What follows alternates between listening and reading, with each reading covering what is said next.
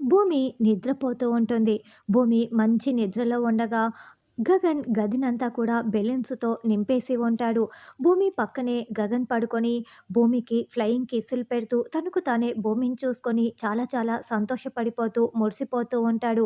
భూమికి దగ్గరగా ఒక లవ్ బెలూన్‌ని తీసుకొచ్చి దానిని గాల్లోకి విసిరికొట్టి మళ్ళీ చాలా సంతోషపడుతూ ఉంటాడు.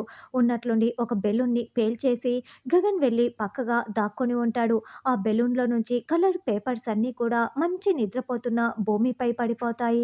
అలా భూమిపై ఆ కలర్ పేపర్స్ అన్నీ పడి భూమికి మెలుకువ వస్తూ ఉంటే గగన్ ఫ్లయింగ్ కిస్సులు పెట్టేసి తలుపు చాటున వెళ్ళి బెలూన్ల మధ్యలో దాక్కొని ఉంటాడు. అప్పుడే భూమి మెల్లగా కళ్ళు తెరిచి చూస్తుంది. చుట్టూ కూడా ఆ బెలూన్స్ ఎదురుగా అయితే హ్యాపీ బర్త్‌డే భూమి అని రాసి ఉంటుంది. అది చూసి భూమి చాలా షాకింగ్‌గా సంతోషపడుతూ ఉంటే సరిగ్గా అప్పుడే శారద, పూరి పరుగులు పెడుతూ వస్తారు.